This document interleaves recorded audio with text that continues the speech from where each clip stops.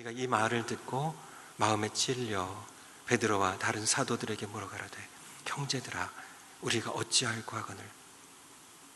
베드로가 가로되 너희가 회개하여 각각 예수 그리스도의 이름으로 세례를 받고 죄사함을 얻으라.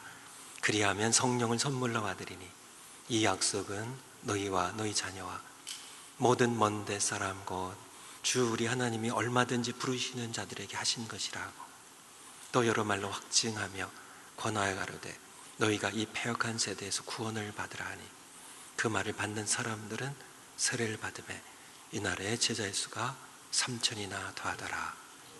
아멘. 주보의 설교의 앞 보시면서 함께 하나님 말씀 듣도록 하겠습니다. 복음 전하기 세 번째, 복음을 전하라. 설교 제목이 뭐예요? 복음을 전하라. 오늘 말씀 듣고 이제는 어떻게 하셔야 되겠어요? 복음을 전해야 되겠죠. 어떻게 큰일 나셨어요? 아니면 즐거우세요? 즐거우시겠죠. 드디어 이제 9월 네 번의 설교로 복음에 대해서 들었죠. 첫 번째 9월 첫 번째 주일 설교가 제목이 무엇이었어요? 믿을 만한 증거를 주셨다. 그 증거가 무엇이에요? 부활이에요. 죽은 자 가운데 다 죽었는데요. 다 무덤에 있는데요. 오늘 본문에 있는 다윗 왕도 죽었는데요. 무덤에 있어요. 하늘에 못 올라갔어요. 그렇지만은 그의 후손으로 오신 예수 그리스도 하나님의 아들이 죽은 자 가운데 살아나셨습니다. 믿을 만한 증거를 주셨습니다. 두 번째 설교는요, 성경대로 오셨어요. 세 번째 설교는요, 믿지 않는 자를 회개하라고요. 자기가 주인 되어 살아가는, 자기가 하나님 되어 살아가는, 자기가 자기 삶의 왕이 되어서 살아가는 그러한 죄를 회개하고 우주 만물의 주인이신 창조자이신 우리의 주님이신 예수 그리스도를 부활의 주님을 주인으로 영접하라고. 네 번째 설교가 주인을 바꾸라는, 누구에서 누구로 바꿔요? 아시겠죠? 복음 전하기 10월 첫 번째 설교 제목이 뭐예요? 사도들은 어떤 복음을 전했어요? 부활의 복음을 전했어요. 살펴봤죠. 우리는 그동안 신앙의 비중이요, 복음 전파 비중이 십자가를 못 박혀 죽으신 예수님께 더 많이 가 있었는데요, 이제는 사도들처럼 부활하신 예수님, 내 죄를 위하여 십자가에 못 박혀 죽으신 예수님이 부활하셨음을, 우리의 주가 되셨음을, 그래서 비중을 부활의 주님으로 더 많이 옮기는 시바로 사도행전에 기록된 사도들의 복음이었습니다. 지난주일 설교 제목은 뭐예요? 간증문을 쓰라입니다. 간증은 복음이에요? 아니에요? 복음 아니에요. 복음이 아니에요. 그런데 복음을 전하기 위한 사도 바울이 사도행전 22장, 26장 또 기타의 말씀을 보니까 간증은 복음을 전하기 위한 좋은 디딤돌이에요. 그래서 준비를 하셨나요? 2, 3분 정도로 요약하셔가지고 여러분들이 항상 준비했다가 성령께서 인도하시면 간증을 하시고 복음을 전하시고요, 성령께서 그냥 복음만 전하라고 하시면 복음만 전하시면 됩니다. 그런데 복음은 반드시 전해야 되겠죠. 그래서 오늘 복음을 전하라는, 베드로가 11사도와 같이 서서 소리를 높여 가로되, 2장 14절 말씀입니다. 예수님 부활 승천하셨고요, 성령을 오순절 날에 초대교회에 부어주셨습니다. 성령과 함께 영으로 예수님께서 이제는 교회 머리로 임재하셨고요, 성령이 임하셨을 때 함께 모였던 사도들과 120명에 포함하여 120명의 성도님들은 성령의 말하게 하심을 따라 다른 방언으로 각각 크게 하나님을 높여드리기 시작합니다. 사람들이 그것을 보고 놀라기도 하고 어떤 사람들은 조롱을 했습니다. 술 취해서 술주정한다고요. 그때 베드로가 다른 사도들과 함께 일어나서 외친 내용입니다. 소리를 높여 가로되 유대인들과 예루살렘에 사는 모든 사람들아, 이 일을 너희로 알게 할 것이니 내 말에 귀를 기울이라. 첫 번째 복음 전파는 가르치거나 논쟁하거나 설득한 것이 아니에요. 그러면 복음 전파 무엇일까요? 선포입니다.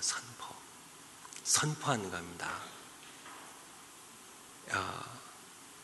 성경에 기록된 그리스도를 증거하는 말씀을 농부가 밭에 씨앗을 뿌리듯이 선포하는 거예요. 설득하려고 하지 마세요. 복음 전파는 그렇지 않습니다. 베드로가 일어서서요, 사람들에게 일방적인 선포입니다. 소리를 높여 내 말을 들으라고요. 예수 그리스도를 증거하는 복음을요, 십자가와 부활의 복음을 선포, 씨앗을 뿌리는 겁니다. 농부가 씨앗을 뿌리듯이 하나님의 말씀, 생명의 씨앗을 뿌리는 겁니다. 이것이 바로 복음 전파예요. 마가복음 4장 1절부터 20절까지 말씀 보면 씨 뿌리는 쌀 비유가 있습니다. 4가지 밭이 있어요. 무슨 밭이 있어요? 첫 번째 밭은 흙이 없는 닥닥한 길가, 흙이 없는, 뿌리 내릴 흙이 없는 길가 밭이 있고요. 두 번째는요, 흙이 얇은 돌밭, 그리고 세 번째는 가시 덤불이 우거진 밭, 네 번째는 좋은 밭, 옥토입니다. 농부가 씨앗을 뿌리는데요, 다른 농부와는 달라요. 일반 농부들은 옥토에만, 좋은 밭에만 씨앗을 뿌리죠. 아니, 가시 덤불에다 뿌려요? 흙이 전혀 없는 그런 길가에다 뿌려요? 그렇지는 않죠. 옥토에만 골라서 뿌리려고 노력하고 또 옥토에만 뿌리죠. 그런데 이 농부는 좀 틀립니다. 씨앗을 뿌리는데 그냥 다 뿌려요. 가시떨기에도요, 길가에도요, 흙이 얇은 돌밭에도요, 옥토에도요. 왜 그렇게 해야 될까요? 일방적인 선포입니다. 우리는 누가 옥토인지 누가 가시떨기인지 우리는 알 수 없어요. 하나님만 아십니다. 싹이 나고 자라서 결실해 봐야 알아요. 우리는 그냥 돌밭이나 길가 우리가 미리 판단하지 않고요, 아, 이 사람은 아무래도 길가 같아, 이 사람은 뿌려봤자 소용없어, 그것은 우리가 할 일이 아닙니다. 그냥 우리는 선포하면 돼요. 선포하면 돼요. 이것이 바로 우리 주신 말씀입니다. 싹이 나고 자라고 열매 맺는 것까지 신경 쓰지 마세요. 그것은 하나님의 일입니다. 많은 분들이 이거 복음 전해가지고, 이거 말씀 전해가지고 진짜 믿을까? 그런 생각할 필요 없다는 얘기예요. 그것은 하나님의 일이에요. 싹난 것은, 결실한 것은. 우리는 단지 생명의 말씀 복음만 선포하면 되는 것이에요. 마가복음 4장 26절부터 한번 찾아보겠습니다. 마가복음 4장 1절부터 20절까지는 씨 뿌리는 비유가 있고 또 예수님의 설명이 있습니다. 26절, 마가복음 4장 26절, 마가복음 4장 26절, 또 가라사대 하나님의 나라는 사람이 씨를 땅에 뿌림과 같으니. 그래서 4개의 밭에 씨앗을 뿌리는데요, 그것은 앞서 비유고 이번 비유는 조금 다릅니다. 농부가 밤낮 자고 깨고 하는 중에 아무 일도 안 하고 자고 깼어요. 그리고 또 자고 또 깼어요. 그런데 아무것도 안 했는데, 그냥 자고 깨기만 했는데 씨가 나서 자라되, 그 어떻게 된 것을 농부는 알지 못해요. 땅이 스스로 열매를 맺되 표면적으로 그렇게 보이는 거죠. 하나님께서 그렇게 하시는 거죠. 처음에는 싹이요, 다음에는 이삭이요, 그 다음에는 이삭의 충실한 곡식이라. 열매가 익으면 곧 낫을 대나니 곧 추수 때가 이르렀음이니라. 고린도전서 3장 6절부터 9절까지 말씀 보면 나는 심었고, 여기서 나는 누구예요? 고린도전서니까 사도 바울이죠. 나는 심었고 누가 물을 주었어요? 아볼로는 물을 주었으되. 나는 심었고, 심었다는 얘기가 뭐예요? 나는 씨앗을 뿌렸다고요. 씨앗을 뿌렸어요. 씨앗을 뿌렸고 아볼로는 물을 주었으되 오직 누가요? 하나님은 자라게 하셨나니. 하나님께서 자라게 하세요. 9절에 우리는 하나님의 뭐라고요? 동역자입니다. 복음을 전할 때, 복음 전파할 때요, 하나님의 생명 말씀 씨앗을 뿌릴 때 내가 하나님의 동역자라는 사실을 잊어버리면 안 돼요. 하나님께서 하십니다. 씨앗을 뿌리는 건 내가 씨앗을 뿌려요. 또 누가 물을 줘요. 그렇지만은 자라게 하시는 분은 싹이 나게 하시고 자라게 하시고 열매를 맺게 하시고 충실한 이삭이 되게 하시는 것, 슛을 거두들이게 하신 분은 하나님이세요. 그래서 전도를 하실 때 여러분들이 이분이 받아들일까 안 받아들일까 그런 생각 판단하실 필요가 없어요. 그냥 여러분 뿌리는 것이 여러분의 일이에요. 하나님의 동역자로서 사랑으로 돌보는 것은 돌봐야죠. 하지만 정작 싹이 나고 자라게 하신 분은 하나님이심을 우리는 선포하고 사랑으로 돌보면 된다는 사실을 기억하셨으면 좋겠어요. 두 번째, 복음을 전하실 때 여러분들 가운데 신앙생활을 얼마 동안 해오셨나요? 아마 1년 이내 되신 분들도 여기 계실 거고요. 평생 신앙생활 해오신 분들 계실 거고요. 그쵸? 70년, 80년 이상 신앙생활 해오신 30, 40년 해오신 분들 계실 거고요. 여러분들에게 묻습니다. 여러분이 믿지 않는 분에게 복음을 전하신 경우가 몇 번이나 되고 믿지 않는 영혼을 예수님께 인도한 것이 몇 사람 되는지요? 여러분에게 한번 하나님 앞에서 물어봐 주세요. 여러분이 신앙생활 하면서 그냥 놔두면 지옥 갈 사람입니다. 여러분 예수님 믿고 거듭나셨죠? 여러분이 가실 천국 믿으시죠? 거짓스럽게 거부할 사람들이 하나님의 심판을 받고 영원히 멸망받아서 지옥 갈 가시죠. 참혹한 지옥입니다. 그러한 사람들, 내가 복음 전하지 않고 그 사람이 그냥 죄 가운데 살다가 죽으면 지옥 갈 걸 알면서도 여러분들이 몇 분을 예수님께로 인도하셨는지요? 몇 분이나 인도하셨는지요? 통계에 의하면 미국의 경우입니다. 10사람 가운데 2사람 정도만 복음을 전한 경험이 있다 그래요. 우리 교회는 조금 낡지 않을까 싶은데요. 잘 모르겠습니다. 여기 앉아 계신 분들 가운데 10분 가운데 2분 정도만, 아니면 서너 분 정도만 너무 불쌍해서요. 불쌍하잖아요.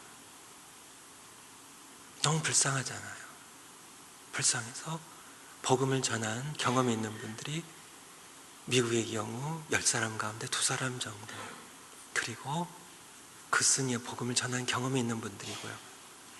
지속적으로 복음을 전하는 분은 10사람 가운데 1분이나 20사람 가운데 1분 정도밖에 없는 것이 현실이에요.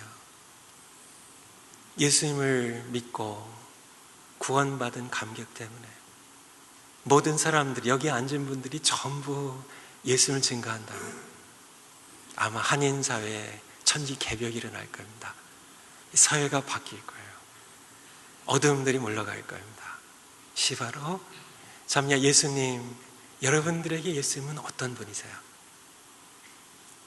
예수님이 여러분의 생명이신가요? 보배이신가요? 기쁨이신가요? 자랑이신가요?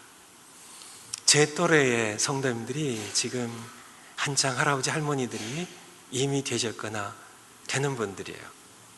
그래서 저는 아직 할아버지가 안 됐는데요. 이제 아이들이 결혼을 해야 되겠죠. 그런데 저희 와서 자랑들을 하세요. 목사님, 얘가 제 손녀예요. 얘가 제 손자예요. 사진 보세요. 얘가 글쎄 말이요, 저를 보고 웃었어요. 한국에서는 손자 손녀 자랑하면 10,000원씩 낸대네요.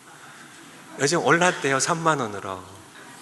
저도 한 10,000원씩, 한 10불씩 받고 좀 자랑하고 싶어서요. 너무 귀엽잖아요. 너무 예쁘잖아요. 그냥 입이 근질근질 하잖아요. 이거 누구 사람 좀 만나면 자랑하고 싶어서요. 자랑하고 싶어서요. 그렇게 손자 손녀 자랑 그렇게 하시면서 예수님 자랑하셨냐고요. 예수님 자랑입니다. 나 위에 나의 창조자이세요. 나의 창조자이십니다. 만물의, 우주 만물의 주인이세요. 나를 위해 십자가에 풀려 죽으신 분이십니다. 그렇게 날 사랑하신 분, 부활하셔서 나의 주님이 되신 분, 내가 내 마음을 두드린다고, 내가 주인으로 들어가겠다고, 그래야만 내가 세상을 이기고 죄와 죽음의 권세를 이기고 내가 참 내 백성으로 살아갈 수 있기 때문에, 영생을 누릴 수 있기 때문에 내가 내 주인이 되기 위하여 내가 죽은 자 가운데서 부활했다고 말씀하신 그분이 여러분의 기쁨이요 자랑이요 법이요 참여한 생명이시라면 이분을 자랑해야 되지 않을까요? 프랑스의 식민지였던 아프리카 한 나라의 한 여성 얘기입니다. 그는 거지로 살았어요. 거지로 살았어요. 그는 70이 나이가 되어서요, 앞이 이제 거의 보이지 않았어요. 그리고 그는 정규 교육을 받은 적이 없어서 문맹자였습니다. 글을 읽지 못했어요. 그런 그에게도 하나님의 은혜가 임해서요, 선교사님 복음을 전했고 그가 예수님을 영접했습니다. 그는 너무 좋았어요. 그는 예수님을 자랑하고 싶었어요. 예수님께 무언가 해드리고 싶었어요. 하지만 그는 앞이 안 보였고 그는 가진 것이 아무것도 없었습니다. 고민하다가 그는 선교사님이 주신 프랑스어로 되어 있는 성경을 가지고 선교사님께 갔습니다. 선교사님, 이 성경책 요한복음 3장 16절 찾아서 빨간 펜으로 빛을 좀 쳐주세요. 선교사님은 궁금했지만 뭐 하려나 싶어서 그냥 빨간 줄을 쳐줬습니다. 이 가난한 이 노인 여성이에요. 그 성경책을 가지고 보이지도 않는 그런 더듬어서 길을 찾아서 초등학교를 찾아갔습니다. 아이들이 학교가 끝나고 학교 시간에 나오는 시간 기다렸어요. 아이들이 막 떠들면서 아이들이 수업이 끝나서 나올 때 아이들을 불렀습니다. 얘들아 이 할머니 좀 도와주지 않겠니? 나는 이 글을 읽지 못해서 말이야. 너희들 프랑스어 읽을 줄 아니? 아이들이 저도 읽어요. 그러면은 미리 표를 해놨던 요한복음 3장 16절 펴놓고 이 할머니를 왜 여기 좀 읽어주겠니? 아이들이 신이 나서 큰 소리로요, 하나님이 이 세상을 이처럼 사랑하사 독생자를 주셨으니 이는 저를 믿는 자마다, 할머니께 함께 여러 명이 함께 읽어드렸습니다. 할머니가요, 얘들아 그런데 있잖니, 너희가 읽은 이거 너희들 이해하고 있니? 이해할 수 있겠니? 못하지요? 그럼 할머니가 이거 좀 설명해 줄까? 그래서 이 할머니는 요한복음 3장 16절 시작해서 복음 전하 시작했는데요, 쉬지 않고요, 달마다요, 오던 학생들이 또 오기도 하고요, 또 다른 학생들이 오기도 하고요. 그래서 이 할머니를 통해서 24명의 목사님이 나왔다 그래요. 아무것도 가진 것이 없었던 그런 이 가난한 이 할머니, 그는 주님께 드렸어요. 그가 드릴 수 있는 최고의 선물 드렸습니다. 바로 이 할머니에게 예수님은 자랑이었고요, 보배였고요. 우리도 살아가면서요, 예수님을 전하는 것이 부끄러우시나요? 예수님 부끄러우세요? 그렇진 않잖아요. 왜 예수님을 증거하는 것이에요?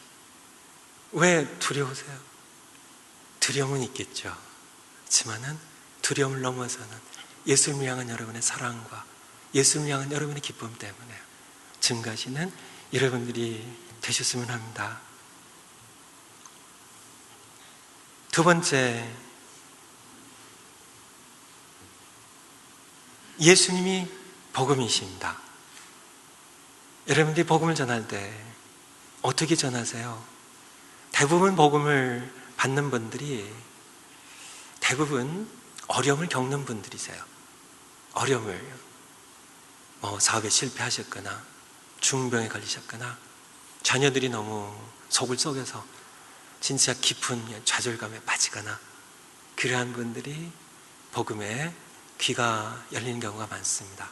심령이 가난한 자는 복이 있나니 천국이 저희 것이며 하신 말씀처럼 천국 복음을 심령이 가난해질 때 많이 듣게 되죠. 그래서 우리가 복음 전할 때 예수님 믿으세요, 교회 나오세요, 예수님 믿으세요. 예수님 믿으면 속 썩이는 아이들 속 안 썩이고 잘 될 거예요. 예수님 믿으면 병 나으실 거예요. 예수님 믿으면 사업 잘 될 거예요. 그렇게 전하기 쉬운데요, 그것은 복음이 아니에요. 복음이 아니에요. 그것은 예수님 믿고 하나님의 자녀를 거듭나면 그냥 하나님께서 그의 뜻대로 더해주시는 부차적인 은혜이지, 그것은 복음이 아닙니다. 복음은 예수님을 전하는 거예요. 예수님 자신이 복음입니다. 복음은 예수님 전하는 거예요. 복음의 내용은 반드시 우리 죄를 위하여 죽으신 예수님의 부활을 전해야 돼요. 바로 사도들이 전한 복음이었습니다. 사도행전에 베드로가 전한, 처음으로 성령 충만해서 전한 복음의 내용을 보면 23절에요. 너희가 이방인의 손을 빌어 못 박아 죽였으나 하나님께서 사망의 고통을 풀어 살리셨으니 하시면서 24절부터 계속 다윗의 고백을, 다윗의 신앙을 통하여 예수님의 부활을 시편을 통하여 증명하는 내용이 계속되고요. 31절에 미리 보는 거로, 다윗이 미리 보는 거로 그의 자손으로 이 땅에 오실 그리스도 하나님의 아들의 부활하심을 말하되 저가 음부에 버림이 되지 않고 육신이 썩음을 당하지 아니하리라 하시니라 하더니 이 예수를 하나님이 살리신지라. 이 예수를 하나님이 살리신지라. 복음은 반드시 전할 때 그 내용 가운데 우리 죄를 위하여, 바로 선생님 당신의 죄를 위하여 예수님 성경대로 죽으셨고 그 예수님이 사흘 만에 부활하셨습니다. 이것이 반드시 들어가야 돼요. 이것이 베드로 사도가 전한 복음의 내용의 핵심이고요. 계속되는 내용이 3장 15절 생명의 주를 죽였도다. 그러나 하나님이 죽은 자 가운데서 살리셨으니, 부활이 반드시 들어가야 돼요. 복음의 내용 가운데. 두 번째는 우리의 주되심을 선포하는 것이어야 됩니다. 복음 안에는 우리 죄를 위하여 죽으신 예수님의 부활과 그분이 바로 우리의 주님 되심을, 주 되심을, 그래서 너희가 십자가에 못 박은 이 예수를 하나님이 주와 그리스도가 되게 하셨느니라. 그렇게 36절에서요. 너희가 십자가에 못 박은 이 예수를 하나님의 주와 그리스도가 되게 하셨느니라.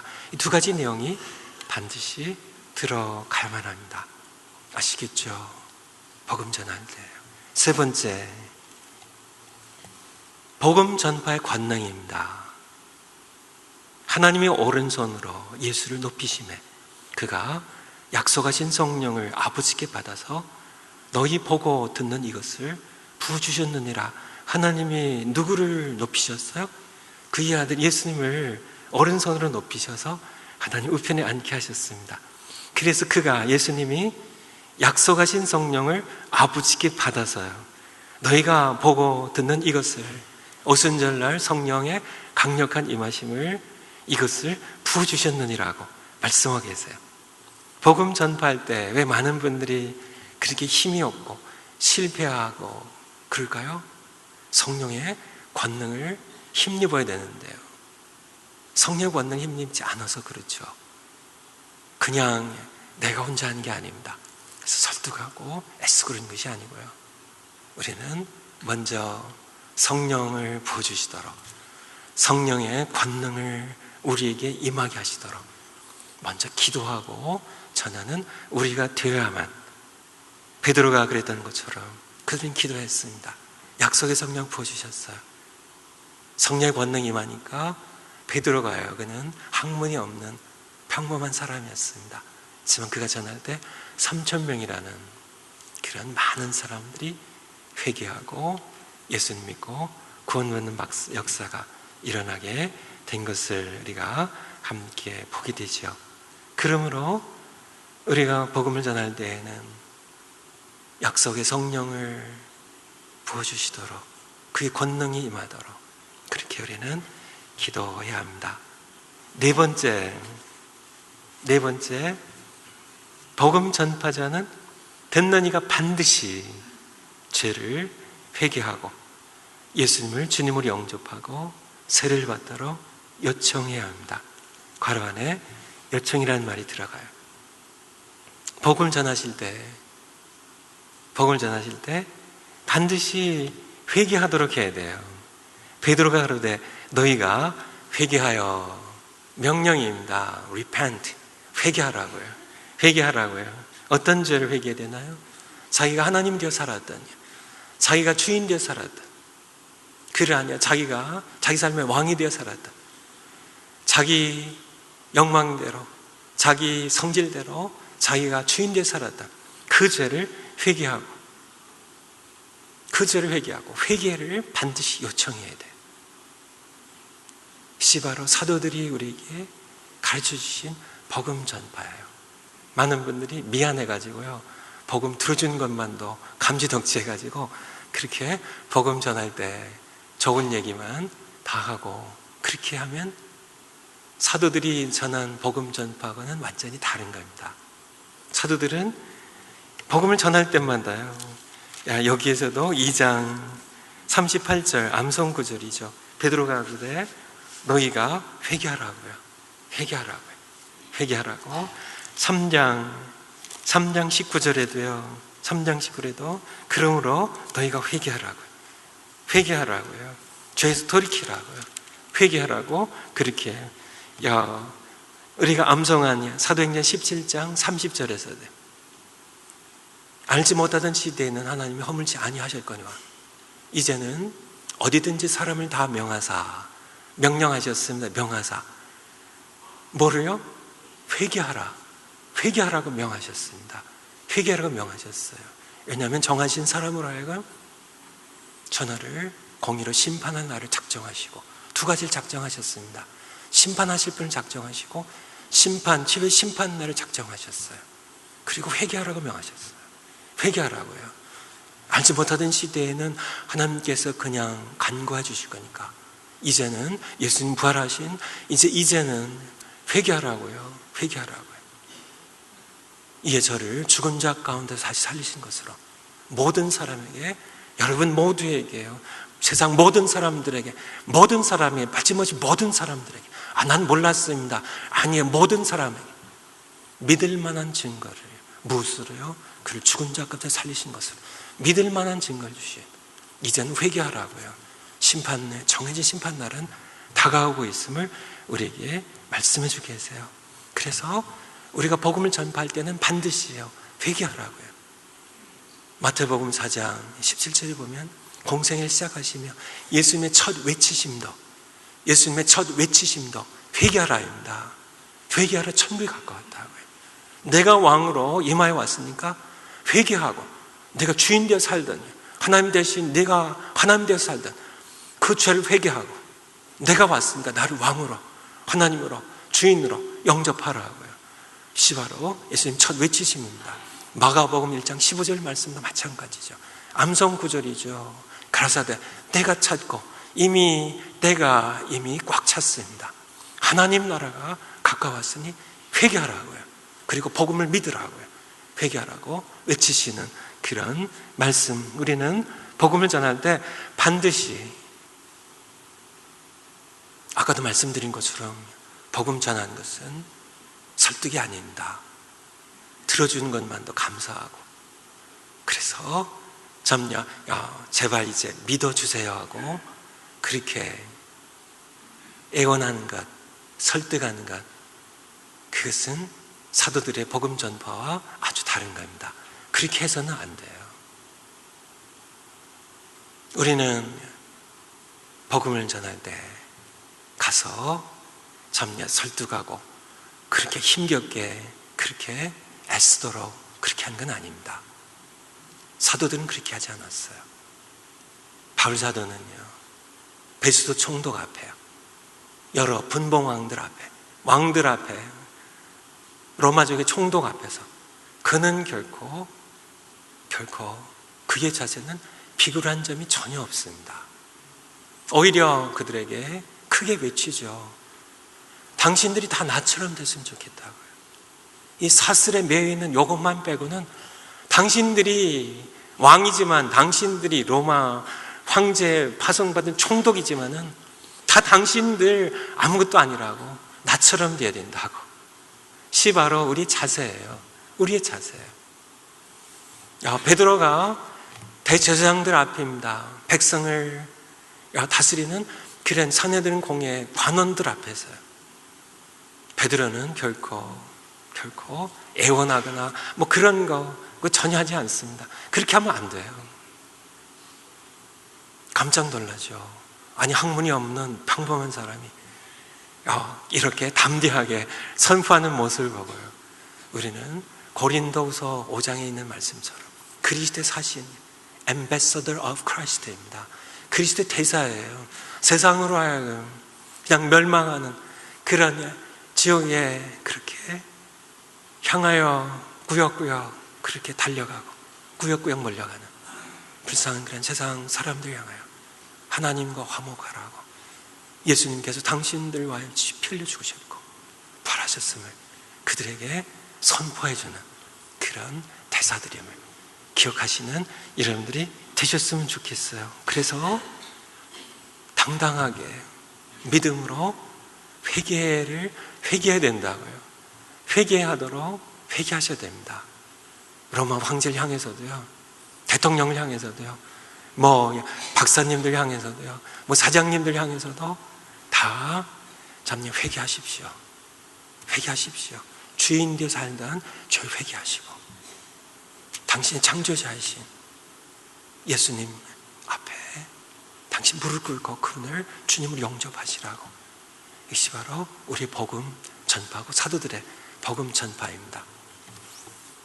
그것을 우리는 하나님의 보내심을 받은 하나님의 종으로 그리스도의 사신으로 당당하게 요청하면 사람들의 반응은 둘로 확실하게 드러나게 됩니다. 사람들의 반응은요, 하나는 거부죠. 반발이죠. 조롱하는 거죠. 사도들이 받았다는 겁니다. 우리도 그것을 해야 돼요. 우리도 요청하지 않고 그냥 슬쩍슬쩍 넘어가 버리면 그런 일은 일어나지 않죠. 제가 지금까지 이렇게 목회하면서 제 마음 가운데 하나님 앞에 회개하는 마음을 계속 주고 계세요. 제가 복음을 전할 때 회개하도록 제가 전할 때마다 그렇게 했습니다. 회개하셔야 된다고. 모든 죄를 회개하셔야 된다고.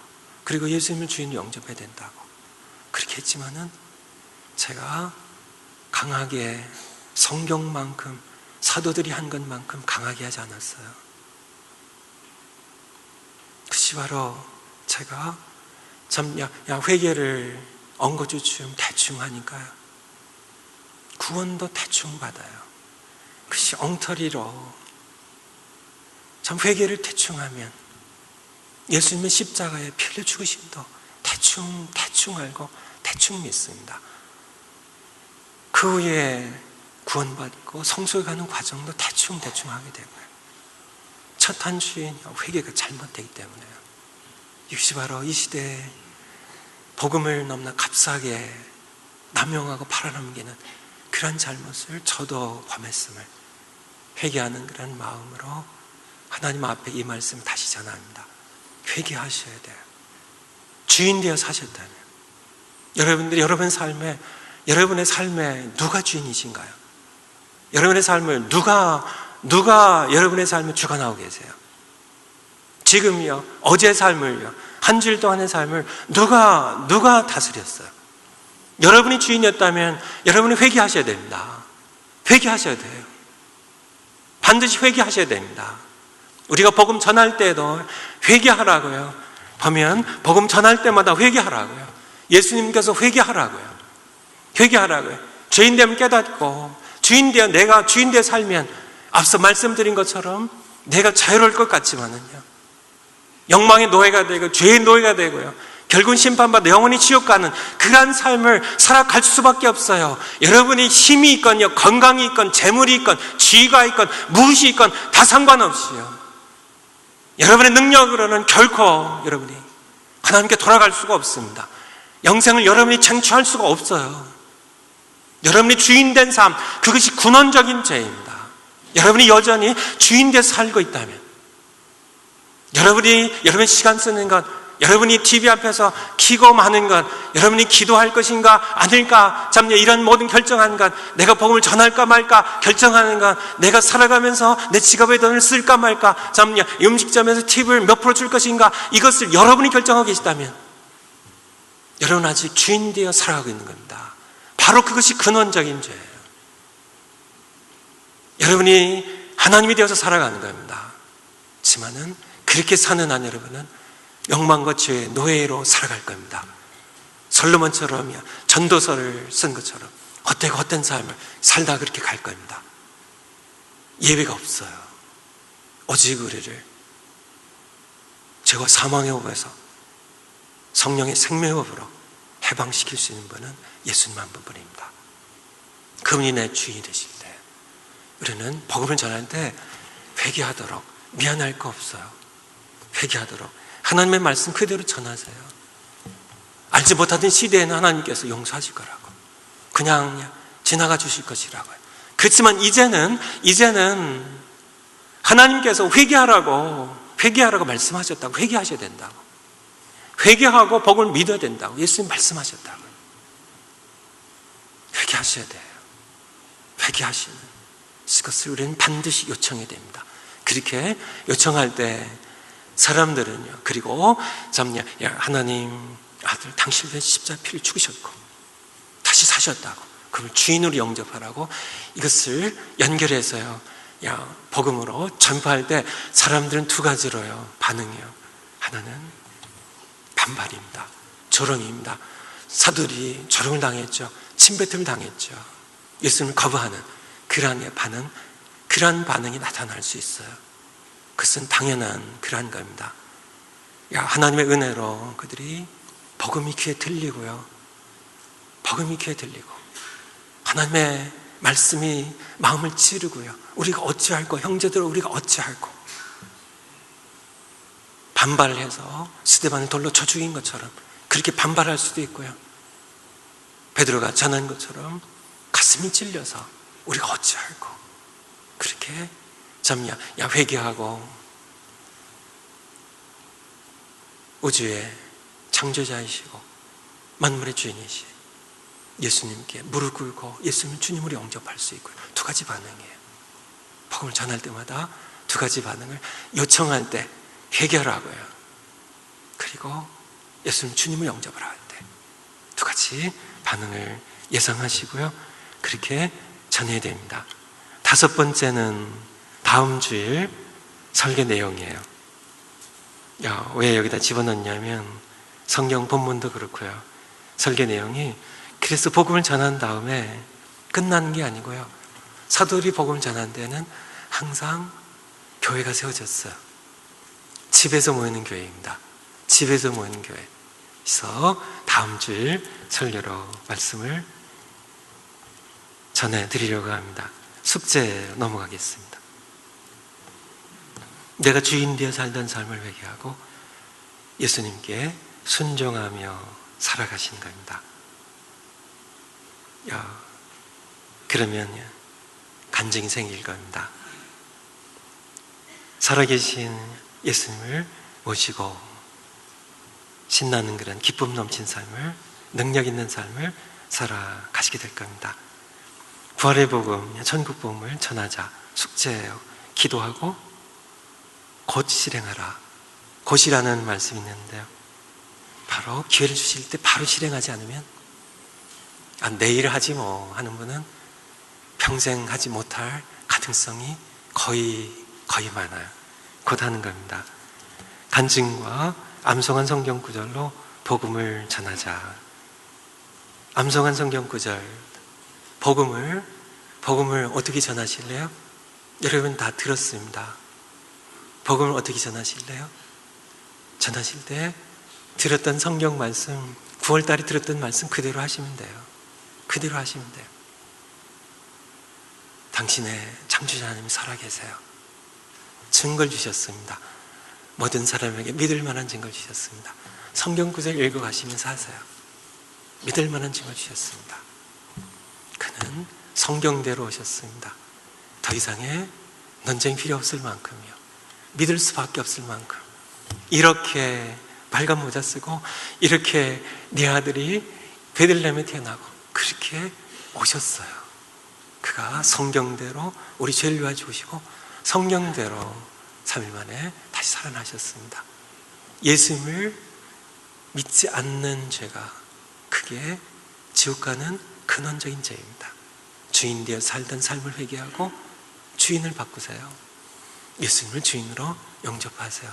아시겠죠? 이 성경 구절 제가 그대로 한 겁니다. 앞에 두 구절은요, 두 구절은 바로 믿을 만한 증거, 믿을 만한 증거. 두 번째 두 구절은요, 주되시입니다. 도마가 대답하여 그러되 나의 주시며 내 하나님이시니이다. 주되시입니다. 주되심. 그리고 근원적인 죄, 요한복음 16장 9절에 바로 성령께서 오셔서 세상을 책망하실 텐데요, 죄에 대하여는 저희가 나를 믿지 아니하며, 바로 예수를 믿지 않는 것이 죄입니다. 자기가 주인 되어 살고 예수님을 믿고 영접하지 않는 죄가, 그게 근원적인 죄입니다. 그렇게 말씀하시고 회개하고 주인을 바꾸세요. 이것이 바로 복음을 여러분들이 하나님 말씀 그대로 생명의 씨앗을 뿌리세요. 그리하면 그들이 반발하기도 하고 미쳤다고 조롱하기도 할 거고요. 그렇게 그래도 몰라서 그러니까 아직 길 가라 그러니까 옥토가 될 때까지 기도해 주시고 불쌍히 여기는 마음으로 예수님을 위하여 여러분들이 참아주시고요. 하지만은 언젠간 그 생명의 씨앗이 마귀에게 빼앗기지 아니한다면 싹이 나고 옥토가 되어서요, 싹이 나고 자라서 열매 맺고 추수가 될 그날이 있음을 기억하면서요, 생명의 말씀 어떻게 하라고요? 선포하는 겁니다. 그냥 선포하세요. 싹이 나고 자라게 하실 분은 하나님이세요. 하나님의 동역자가 되셔서 함께 이 시간 기도하면 좋겠습니다. 합심해서 한번 기도하겠습니다.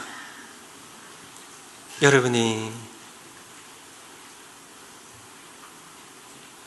부활하신 예수님, 다시 사신 부활하신 예수님 믿고 주님으로 영접하셨나요? 여러분은 주인 되어 살던 삶을 회개하셨나요? 회개하시고 예수님 영접하고 하나님 자녀를 거듭나셨나요? 여러분들은 이제 이 땅에 살아남아 있는 이유는 딱 한 가지입니다. 이 땅에 살아있는 이유, 바로 복음을 전하기 위해서요. 여러분들이 우리가 침묵하면 죽을 그런 사람들, 그들 와요. 기쁨으로 여러분의 예수님을 자랑하시기 바라요. 예수님을 선포하시기 바라요. 예수님이 복음입니다. 이 시간에 한번 합심해서 함께 기도하시겠습니다.